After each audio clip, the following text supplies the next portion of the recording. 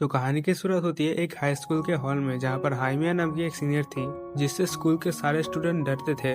वही दूसरी तरफ एक फर्स्ट ईयर स्टूडेंट कोरो से, जो कि अपने डरपोक नेचर के लिए जाना जाता था, उसे फिर से इन्फर्मरी क्लीनिंग ड्यूटी का बोझ उठाना पड़ा, क्योंकि उसे वहाँ पर सब लोग अकेले छोड़ के चले गए थे। जब बाकी स्टूडेंट उसे टीज कर रहे थे कि वो बहुत रिलायबल है और ना नहीं बोल सकता, वो उसे चुपचाप विश कर रहा था कि काश उसके पास अपने लिए स्टैंड लेने की हिम्मत होती। जब वह लो फील कर रहा था, तभी अचानक इन्फर्मरी का पर्दा हट गया और बेड से वही र्यूमर हाइमिया सेनपाई निकली, जिसका एक्सप्रेशन बहुत डार्क था। उसने ठंडे दिमाग से उन शोर मचाने वाले स्टूडेंट को कहा कि वो उसे परेशान कर रहे हैं और धमकी भी दी कि यहाँ से तुरंत चले जाए, नहीं तो वो उन सबको मार देगी। र्यूमर्स की तरह ही वो बहुत स्कैरी थी। वो डरे हुए स्टूडेंट माफी मांगते हुए वहाँ से भाग गए। कुरोसे, जो हेल्थ कमेटी की ड्यूटी की वजह से कभी कभी हाइमिया से इंटरेक्ट करता था, डर के मारे जम गया था। उसे पता था कि वो कभी कभी अक्सर क्लासेस स्किप करके इन्फर्मरी में रेस्ट करती है, लेकिन तभी कुछ अनएक्सपेक्टेड हुआ। हाइमिया का वो डरावना एक्सप्रेशन एक जेंटल स्माइल में पिघल गया। जैसे ही वो कुरोसे की तरफ मुड़ी, ओह कुरोसे, तुम हो? उसने प्यार से कहा और पूछा कि क्या उसे फिर से अकेले सफाई करने के लिए मजबूर किया गया। टेरिफाइंग से काइंड बनने का ये सडन स्विच कुरोसे के लिए बहुत ही ज्यादा था। वो काफी घबरा गया, सिचुएशन को प्रोसेस नहीं कर पाया और कंफ्यूजन में गिर गया।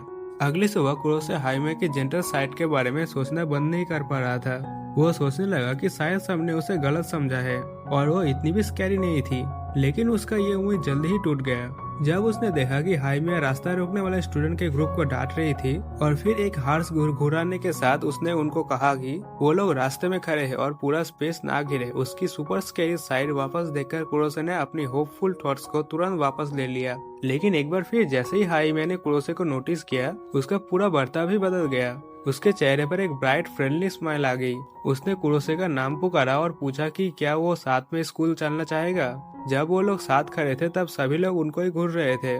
इस अजीब सी जोड़ी को देख के सब लोग हैरान थे। पूरी तरह कंफ्यूज कुरोसे ने आखिरकार हिम्मत जुटाई और पूछा, हाइमिया सेनपाई, आप मुझसे इतनी अच्छी तरह से बर्ताव क्यों करते हैं? एक प्लेफुल लुक के साथ हाइमिया सेनपाई उसके पास आए और धीरे से पूछा, तुम्हें क्या लगता है? इससे कुरोसे का दिल जोर से धड़कने लगा और दिमाग में ख्याल आने लगे, शायद कुरोसे के लिए रोमांटिक फीलिंग है उसके पास।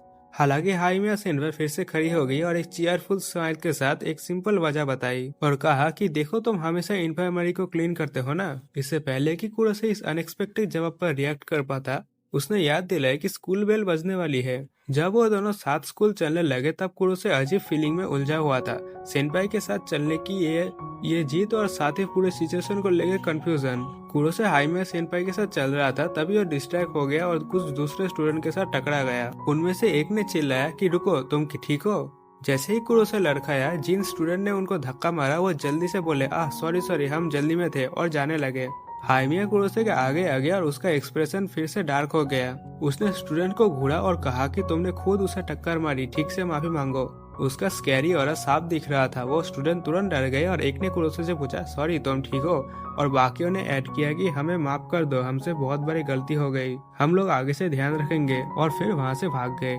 दूसरे स्टूडेंट के जाने के बाद हाइमिया का फेस वापस से कॉन्सर्न में बदल गया। वो कुरोसे की तरफ मुड़ी और पूछा, तुम ठीक हो? कहीं लगी तो नहीं? कुरोसे नर्वसली कहा, आपको परेशान करने के लिए माफ करना। तभी हाइमिया ने उसका हाथ नोटिस किया। ये यहाँ पर छिल गया है और थोड़ा सा खून आ रहा है। उसने ऑब्जर्व किया, वहाँ पर एक पार्क है, चलो हाथ धो लेते हैं। पार्क में कुरोसे का हाथ धोने के बाद हाइमिया ने कहा, मेरे पास बैंडेजेस है, एक सेकंड यहाँ पर बैठो। फिर उसने बैंडेज निकाला और कहा कि बोली मिल गया। जैसे ही वो बैंडेज लगाने के लिए झुकी, उसने कहा, ये तो काफी पेनफुल लग रहा है। कुरोसे बहुत शर्मा गया, ये सोचते हुए कि उसका चेहरा इतना पास था और उसका हाथ काफी सॉफ्ट फील हो रहा था। बैंडेज लगाने के बाद हाइमिया ने कहा कि हाँ, अब ये ठीक होना चाहिए। फिर उसने कुरोसे का डेज एक्सप्रेशन देखा और पूछा, क्या हुआ? अभी भी दर्द हो रहा है क्या?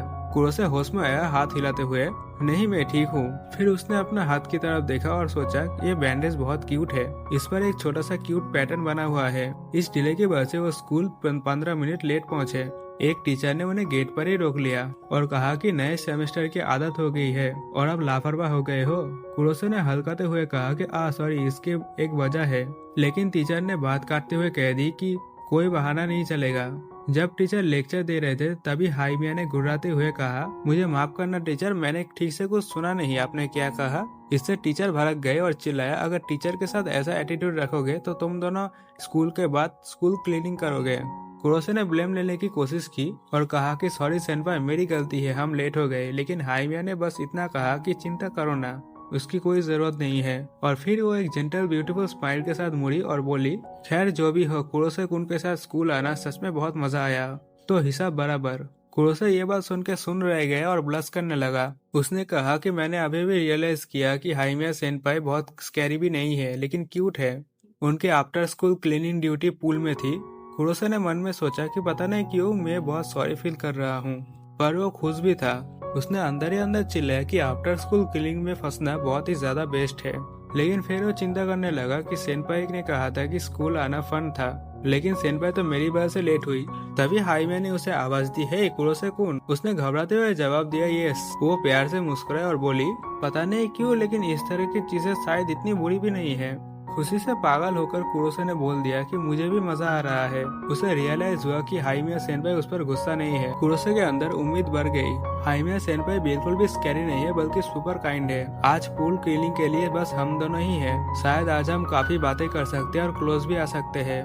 तभी उसकी उम्मीद टूट गई जब लड़कों का एक बड़ा ग्रुप वहाँ पर आ गया। उनमें से एक ने कहा कि क्लीनिंग करना बहुत ही बेकार है। दूसरे ने बोला कि जब हम आ ही गए हैं तो थोड़ी सी मस्ती कर लेते हैं। कुरोसे ने निराशा में सोचा, हे भगवान, इतने सारे लोग आ गए। वो काफी डिसअपॉइंटेड हो गया कि हाइमिया के साथ उसका अकेले रहने का चांस चला गया। जैसे ही दूसरे लड़के ने पूल में पानी उड़ाना शुरू किया, कुरोसे ने हाइमिया से कहा, लगता है कि और भी लोग क्लीनिंग के लिए आगे आए हैं।